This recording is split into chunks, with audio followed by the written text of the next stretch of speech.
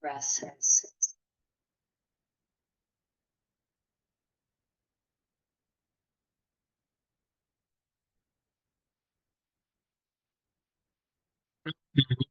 On to the, let's see, we're in March Zoom meeting. Can you guys hear me?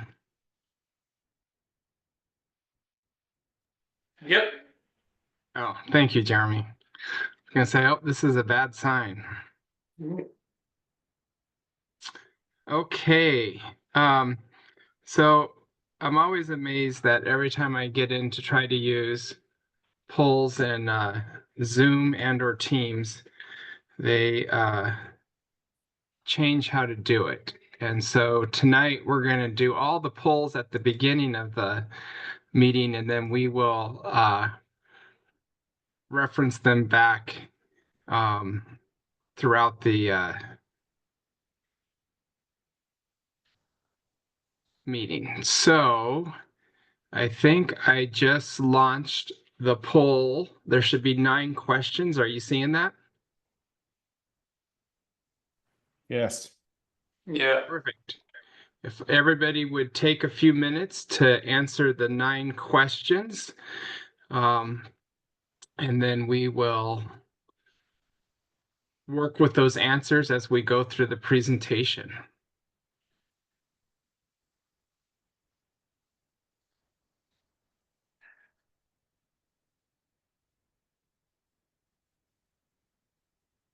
Are you guys just seeing the first question, or are you seeing all of them? When we scan the QR code, we can see all of them. Oh, it makes you do a QR code, huh? Mm-hmm. I can see them, but for me, question 1 and 2 are the exact same. My poll showed up automatically, and it's all 9 of them in a scrolling window. I'm glad to hear that everyone's getting a different experience with the polls.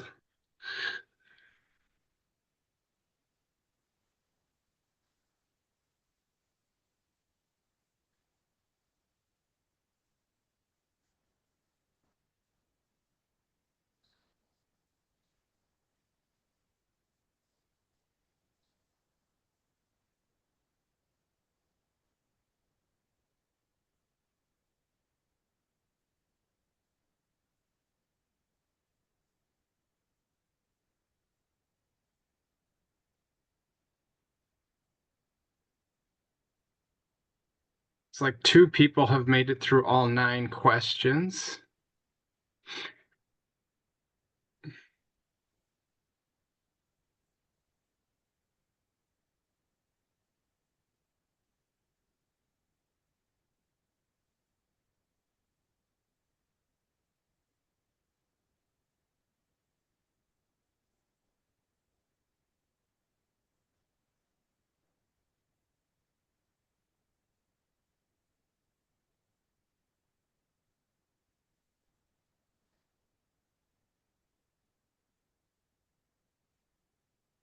Anybody need more time, or are we good? Just one more minute. Okay.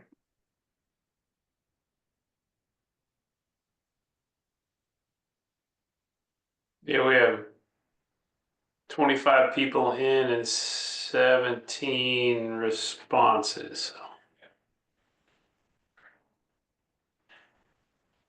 Some people are on their smartphones that may not work. Might be harder, yeah.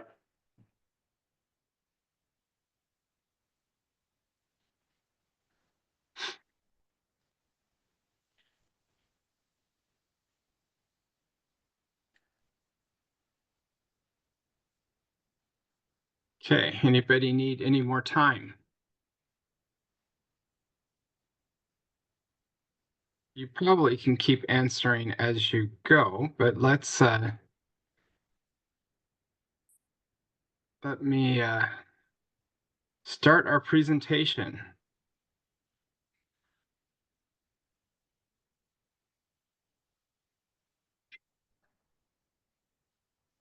Okay. So tonight we'll talk about the Referee Abuse Prevention Initiative. I want this to be interactive. As you can tell from the polls, I was hoping to do that throughout, but now maybe it's going to be a little bit more difficult. I want to thank Christine Suter. She is our referee abuse prevention coordinator for the state. And I plagiarized a presentation that she gave to all the assigners in the state. And so this material is not mine. Most of it is hers. So we went to poll question 1 and 2, where we asked the question of, have you ever experienced referee abuse? 18 out of 20 of you have experienced referee abuse. Second question was, have you ever experienced referee assault? And 3 of the 18 respondents had said yes, they've received referee abuse. Or I'm sorry, assault. And that is 17% of our audience tonight. So I'm going to start off with this video because I think it does a nice introduction for us, for those that haven't seen it. I apologize for those of you who were on last month, but I think this does a nice job to set the stage for tonight. Can you guys hear the audio? No. Okay. Let me do one.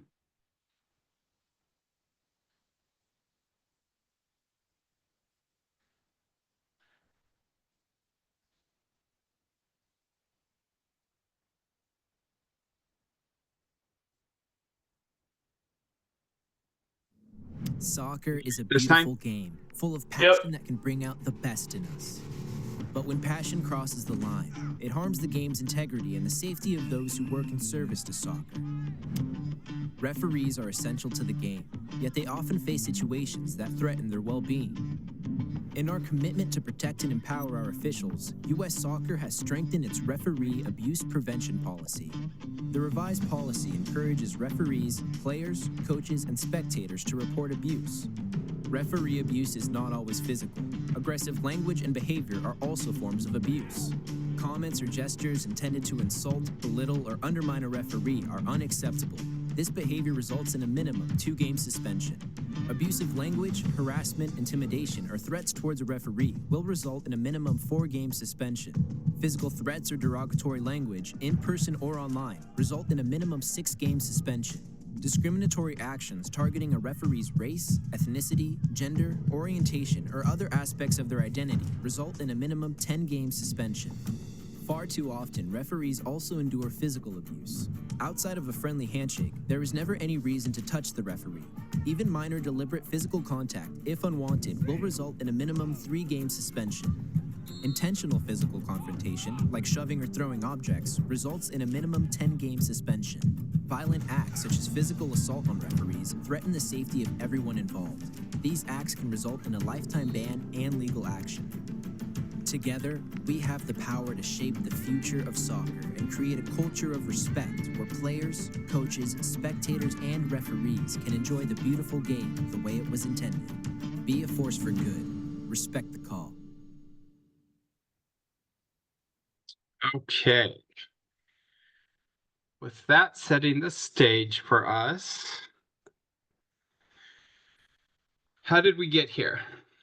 So I don't know if many of you know that when soccer first started, it was considered a gentleman's game, and the referee was there only when needed to clarify the rules. And if I remember correctly, was actually sat in the stands as opposed to on the field.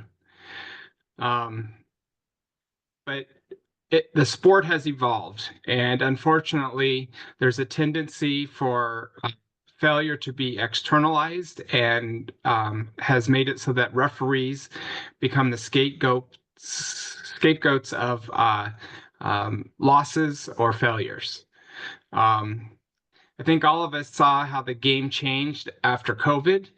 I think during that period, there was a lot of people whose social skills may have degraded and or didn't develop.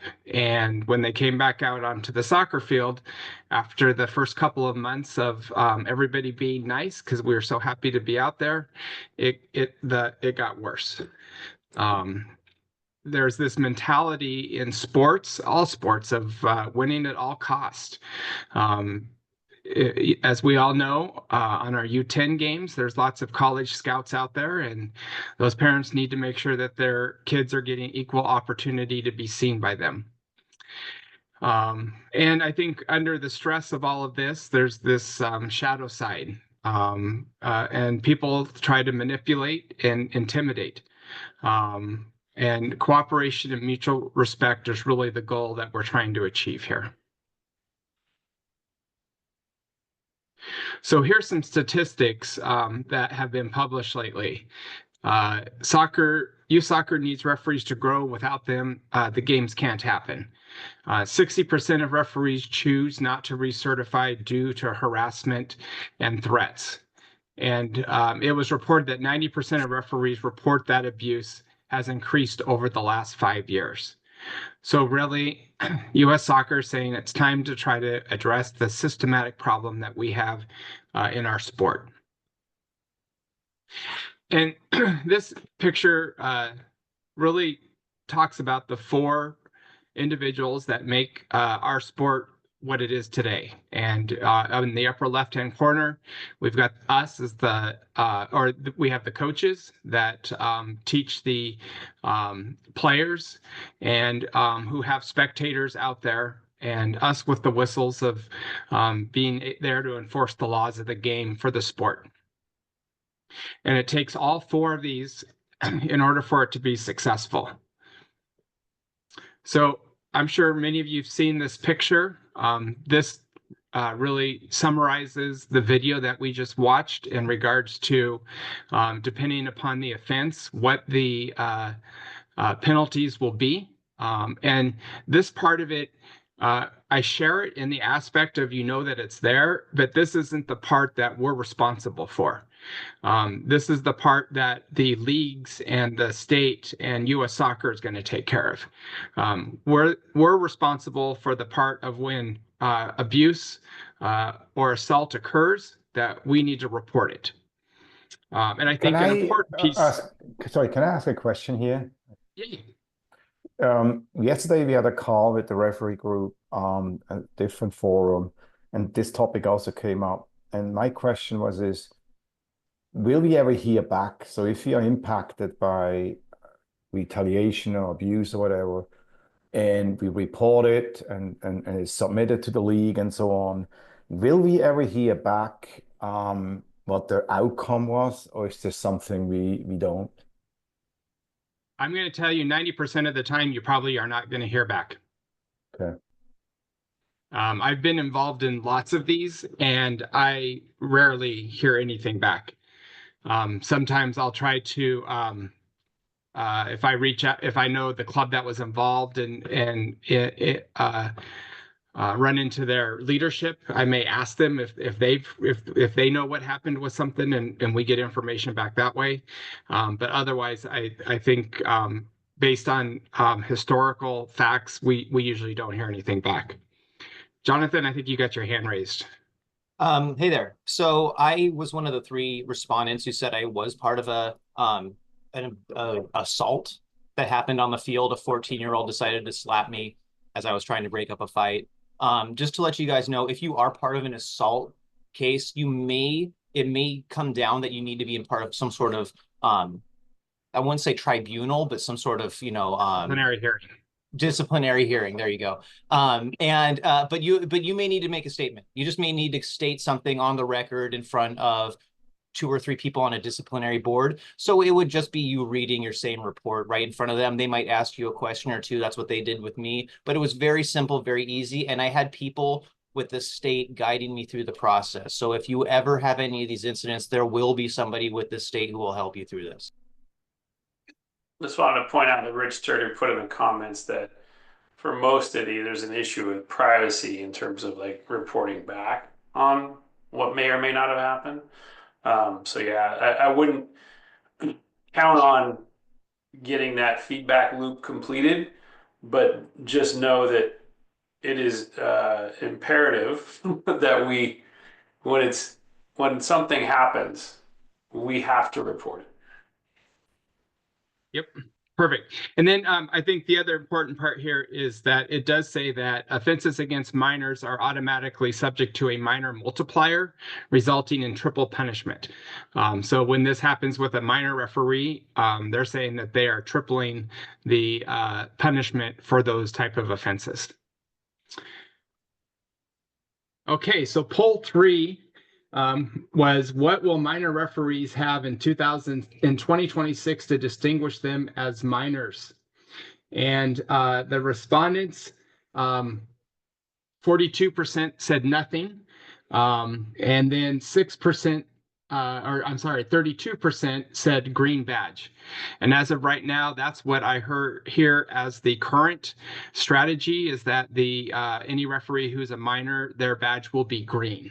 And the other items there have been other things that I've heard in the past. So there will be a distinguisher for minor referees coming in 2026.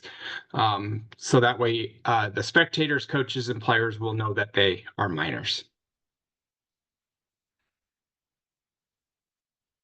So poll 4 was referees have authority over, and out of the answers here, we had 95% say players, we had 26% say spectators, and we had 89% say coaches. So the answer to this is players and coaches. As referees, we do not have authority over spectators. Can somebody tell me what we're supposed to do if we're having problems with spectators in our game?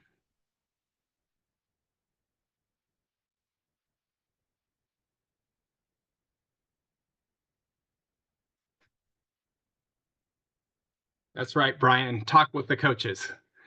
And so we want to treat it just like we do as if we're having problems with the coaches. We want to warn them. We want to ask them, which usually comes with a yellow card. And then we're going to tell them that they're done for the day because their spectators aren't able to control themselves. And that goes with a red card. Anybody have questions about that process of when we're experiencing issues with our spectators?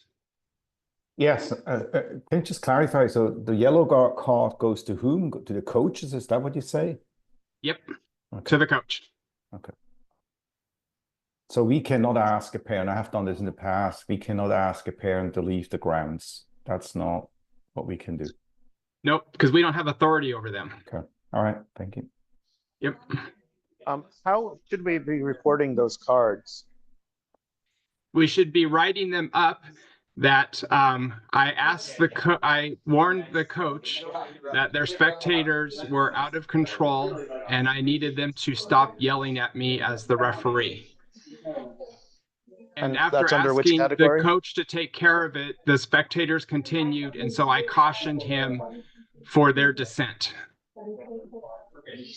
And then if I have to go back another time, I would then say I provided the ref, or I provided the coach a second caution for his spectators continuing to argue with my calls and commit the offense of dissent. And so the coach was then shown a red card and sent off.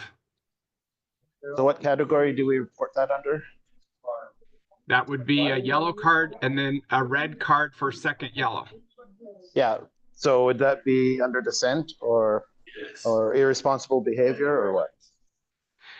I'm going to tell you, it depends on what platform you're doing it on, I'm probably going to say. But by the laws of the game, it's by dissent and then by a second caution for dissent. I think in Ridgestar, it comes up as irresponsible behavior, doesn't it, Richard? I think so. Yeah, so you could use that one as the send-off offense. Any other questions in regards to our authority over spectators?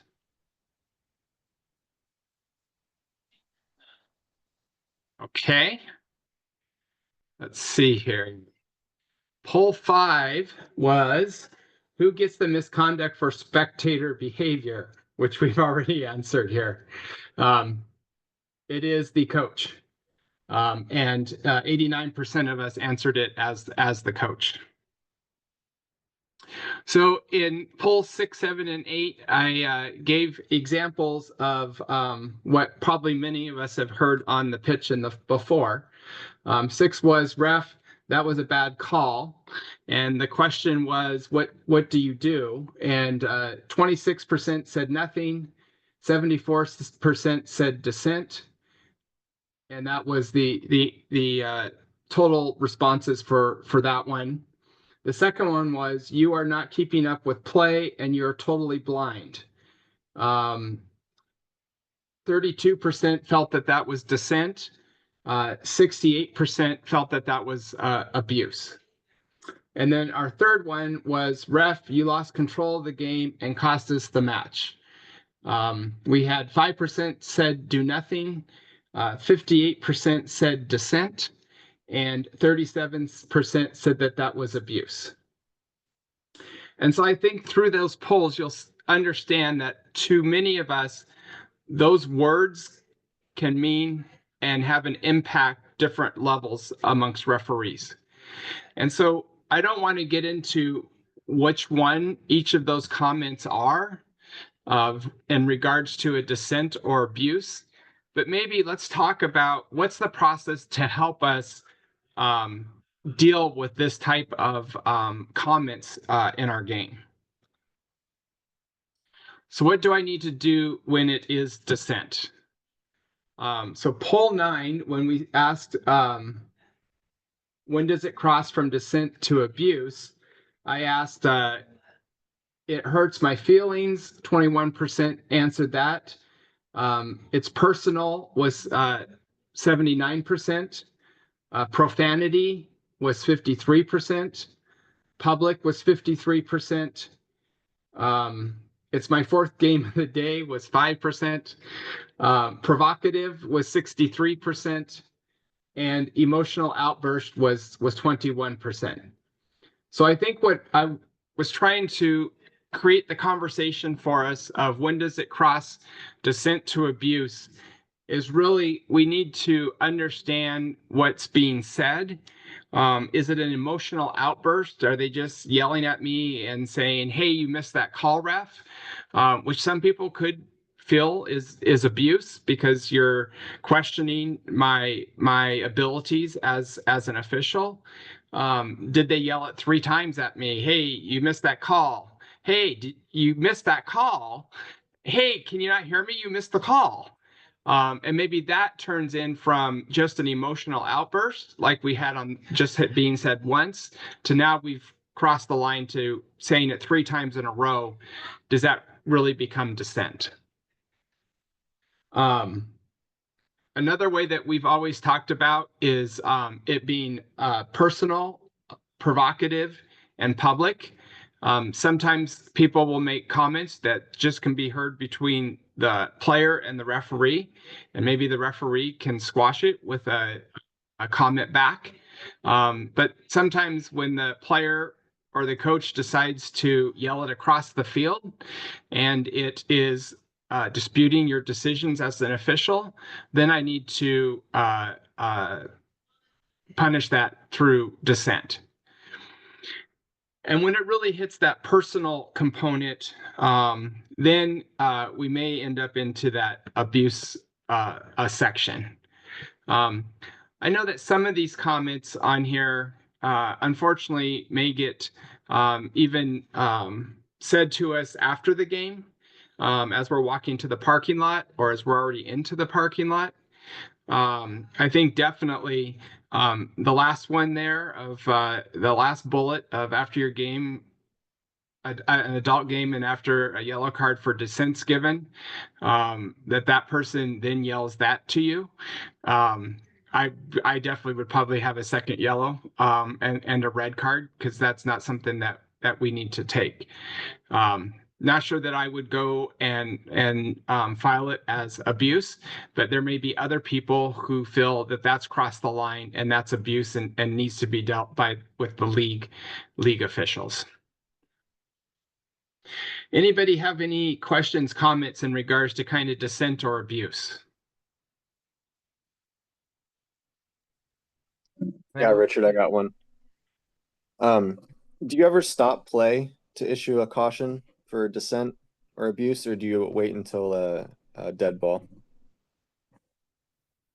I wait for a dead ball, Paul, and I do that because I feel like I don't want to insert myself into the game, because I think people may view that now I'm overusing my authority. And by waiting until the next time that the game stops, I'm able to then just go over to the player, say, hey, you know, said X back there. Here's your yellow card for dissent. Luckily, I don't think we get a lot of dissent. Maybe we get more dissent from the technical area during the run of play than we may from the players. But I don't personally stop play, because then I feel like I'm maybe throwing gas on the fire of making it about me and not the game. Thank you. There's been a lot of discussion about, I don't feel this is abuse, or I do feel, or I don't feel it's dissent, whatever. I think if we're trying to create consistency, we need to make sure that we are interpreting these laws uniformly as much as possible, especially if we're talking about youth. If somebody said that last bullet point to a 14-year-old referee, I mean, I'd go immediate red card, even if they hadn't been issued a caution for that. We cannot have parents or coaches saying that to kids. And in that regards, we can't give them the expectation I have to treat different people differently based on what I perceive as their age. It's got to be uniform. And I can't agree more with you, Mark. And that's why I, you know, for the last bullet said, for me, that's a red card. I think that I think it's hard for I know it's personally hard for me to give everybody, this is going to be dissent, this is going to be abuse, because sometimes ref, that was a bad call is an emotional outburst. Them yelling at me 3 times in a row, you're on dissent now, so I'm probably going to go over and address it. I don't think that's ever going to get to abuse, but you know, a youth referee may feel like in that aspect of a adult yelling at a youth member, they may feel like, wait a minute, that's abuse.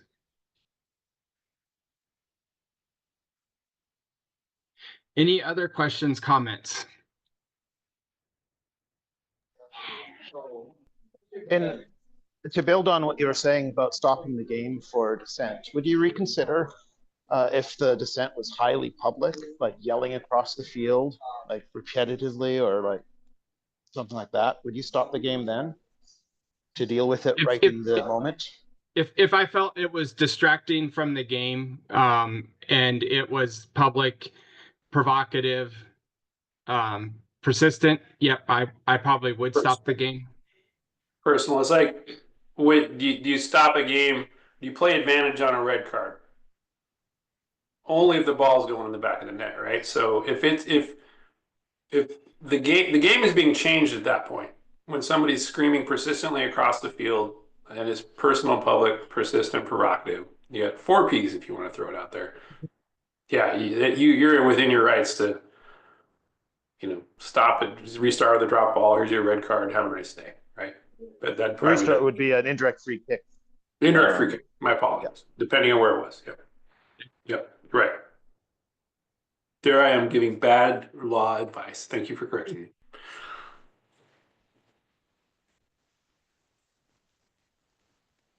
Okay.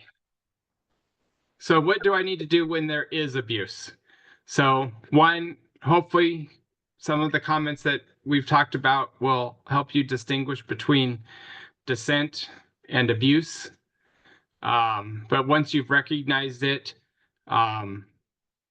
it is an immediate send off.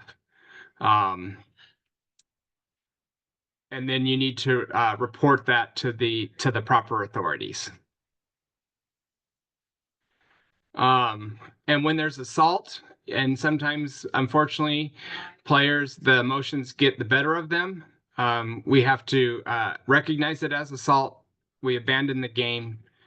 We need to call the police, and then we need to report it to the proper authorities. What's also important is that it's not just the referee who needs to make the reports, but that if there's ARs on those games, they also need to fill out supplemental reports. And we'll talk a little bit about how do we do this reporting part. And so there's a couple different ways on how you can go about doing your supplemental reports. On a RidgeStar site, underneath the misconducts tab under referee, if you click on the supplemental link here, this is what will come up. And unfortunately, as you can see, I've got a few supplementals from the past. If I click on the prompt up here in the upper right-hand corner, it's then going to give me this screen that's going to ask me for my match number. And once I enter my match number and hit retrieve, it's going to give me the details of my game of that match. So as you can see, I ref this match on the 22nd at Petrovisky, and my home team was Premier Gold, and away was Washington Rush. So it's giving me all my a lot of my game details here. And I then can go in and enter the narrative of what occurred in my game that is causing me to do a supplemental report. Sometimes the referee abuse will just be straight out of doing a yellow card and a red card. And that red card and how you explain the red card may be sufficient to be able to document your referee abuse. And maybe you don't need to go in and do a supplemental, or maybe you want to do a supplemental in addition to your yellow and red card and kind of tie it all together to provide a good narrative of how this crossed the line of just being misconduct to being referee abuse. Once you get done, you can hit submit, and then it will give you this great report that you can go back into and create a PDF.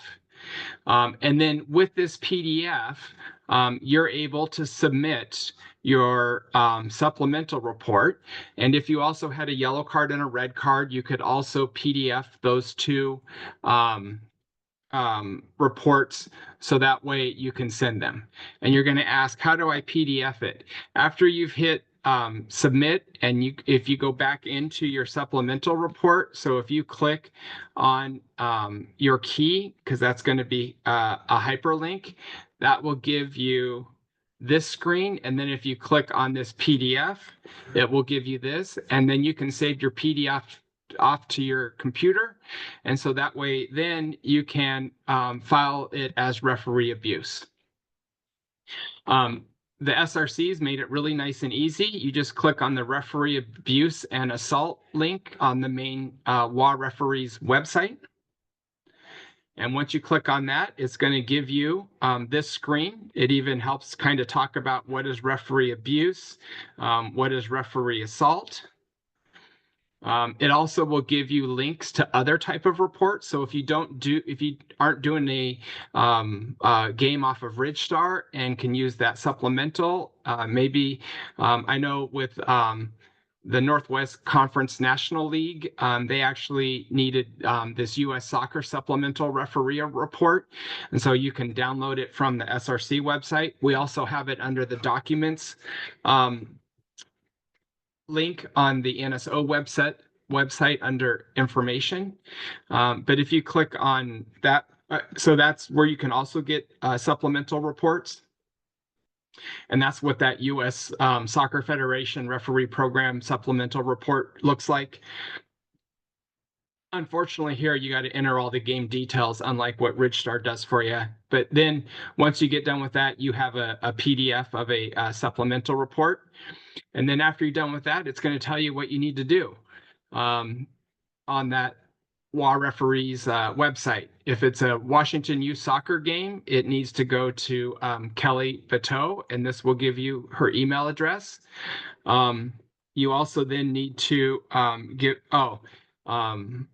sometimes you may be doing it for a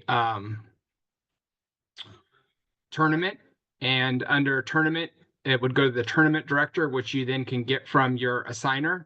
So if you're doing Winter Classic, these supplemental reports go to Todd, and Todd handles them. And then you also need to include Jim Kritzberg on the email that you're sending either to whichever authority of Washington Youth Soccer, Adult Soccer Association, or U.S. Club. U.S. Clubs are all of our WPL games. And you email them, and you should also copy your assigner so that your assigner is aware that you sent that report off in case somebody follows up with them and asks questions. Any questions about filling out reports for referee abuse and submitting them? Because I just went through a lot of information. There's a couple in the chat. Perfect.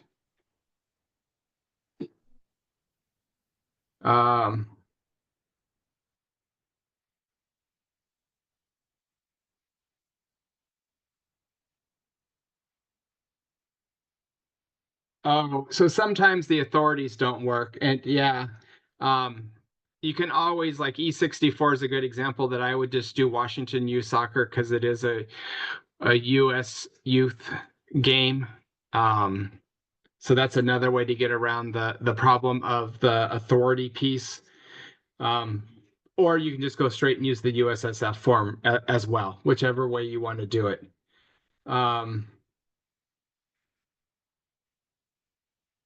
So KD, if you witness referee abuse on a minor ref, I would reach out to the assigner and to find out, one, if the referee themselves has reported the issue. And then I would encourage you to write up a supplemental report that still could be submitted through these same processes, because they are they then can go through the disciplinary process. So Richard, the supplemental report is if you're in the capacity of a ref, but you're saying as a parent who also has access to RidgeStar, you can go and find that match number, file a supplemental report as a parent? No, it won't let you because you're not associated to the game. Right. That's, yeah. You could use So USS. I just went through this process this weekend. My kid was down in Phoenix at Phoenix Cup for a tournament. And of course, the first game of the tournament, there was a pretty egregious referee abuse incident with a team from another state. Arizona SRA, they call themselves, have a Google form on their website, which was super easy to fill out and make a report as a spectator. Hopefully Washington will do something similar, make it easy for parents or spectators to report. Yeah, I haven't heard any conversations about that. Until then, I think it would even be, KD, the ability to just email the assigner of what occurred, what the game was, etc. Because then that documentation can be submitted to these same authorities for them to process. Okay, so contact the assigner, but then do we also fill out a report on the Washington State referee website as well? No, because you're not in official capacity as a ref. Because I just got thinking about it. When you get to this report, if you go do this supplemental report, you fill it out as the referee, because at the bottom it says referee name. So I would just do it as an email. And then you could take the email and send it to these individuals as a reporting of referee abuse. Okay, okay, got it. Thanks, Richard. Yeah. I know another piece that everybody, with the spectator, I'm going to circle back to the spectator conversation. Another reason why we don't get involved with spectators is because we don't have a list of names of who's standing there. And by working through the coach, it gives the coach the ability to solve the problem. And if the problem doesn't get solved, the coach knows who the parents are. So when we report it as abuse, the coaches are going to take care of getting the right names to the authorities, so that way they can be penalized for that behavior. Because the last thing we want to do is be throwing out a parent and then trying to get their name. Do you think they're going to give you their name? I don't think you're going to get many names. So that's why it's so much easier to work through the coach, because you got the coach's name on the roster that you have. Okay, was there other questions, Jeremy, that I didn't answer in the chat? No question, but a true statement. Paul, make sure when you fill out the reports to just stick with the facts, not opinion. Yes. I often find that if you're over 2 paragraphs, you're probably providing information that's not necessary. And I think the other important part is that, you can't see it on this report, but when profanity is used, you need to use the language and words that they use. Do not say that the spectator was yelling profanity at me. You need to state, just like this example had, except for there's dots instead of the words in the reports. I want it so it has the actual words in it. Do not make it G-rated. We need the R-rated version.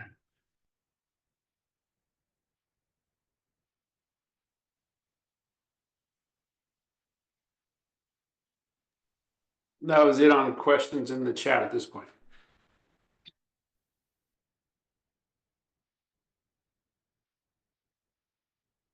So for all of you that joined tonight, what did you come here about wanting to learn about the referee abuse prevention that I didn't cover for you?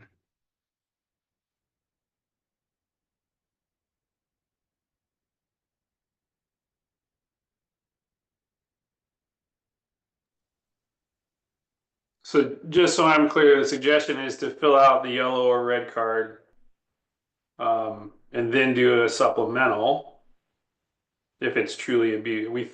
We're going to feel it's abuse, so we're going to say it's abuse in the supplemental, and then we submit that, and then we email it out to all the people on that list. And now not everybody on this call or all our other friends that we talk to and work with over the coming weeks is going to be remembering all of that. Would we suggest that we go through our assigners to help manage through the situation? You mean for other referees that aren't on here? Or even us, right? I mean, yes. Just so like, hey, this happened. Assigners are there to assist, right? Yep. And also there is a on the Washington referee website, there is a reports at wareferees.org that you also can email, and that's Christine answers that, and she can help in regards to writing it as well. I'll tell you that in the last 2 weeks, I've had 4 people report referee abuse. And of those 4, only 2 have provided the documentation for us to be able to get it to the appropriate authorities to resolve it. If we don't do our part in the documentation, this problem isn't going to get any better. We all need to make sure that the documentation's being completed, so that hopefully this problem can be resolved. Richard, for certain leagues like ECNL, which has their own app, EA, which we file sanctions on Mod 11, we've never reported that in the RidgeStar. For example, if I give a yellow and a red, I just record it in Mod 11 or ECNL, but I put 0-0 in RidgeStar just so I get paid and the score. Now, if it rises to the level of abuse, now we're recommending we do file that in a supplemental report in RidgeStar, correct? Yep. Yep, because then you've got yourself a document that you can send to the authorities. And you know, that's a great example of what authorities are those, because ECNL, we do the misconducts. ECNL falls under US Club Soccer. So we would be sending it to the contact for US Club Soccer. And so does EA. Okay, but if it's just if it's a serious foul play or a violent conduct, we don't need to report that in RidgeStar, just in their respective apps. Right? Yeah. I'm sorry. Yep. Yeah, Okay. the RidgeStar site is really only to get the paperwork to your assigner and to get it in our hands. So, Right. you know, that's the only reason you would need to fill that out, was to do the supplemental. Got it. Thanks, Jonathan. Thanks, Richard.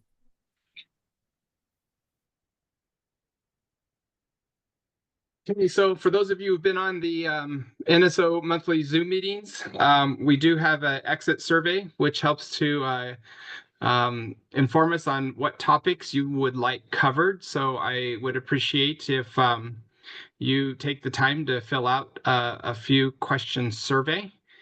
And then lastly, I will just open it up for questions.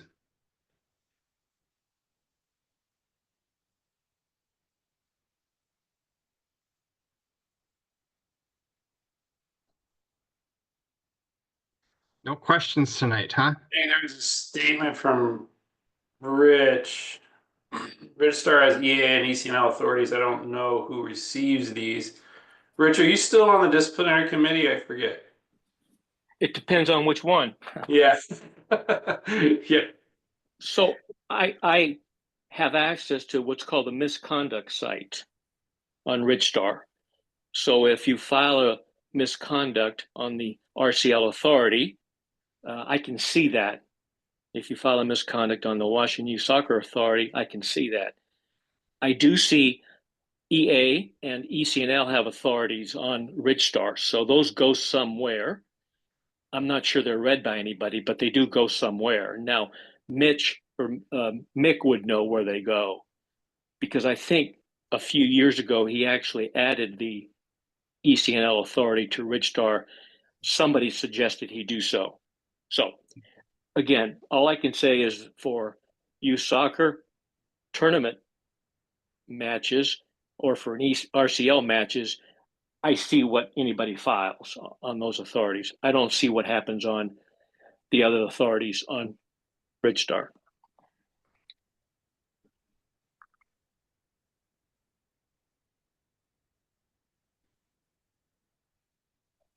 Okay, well, if there is no other questions, we will call it a night. Cool. Great. Thanks everyone for joining. We'll see you in a month. Thank you. Richard, thanks. Yep.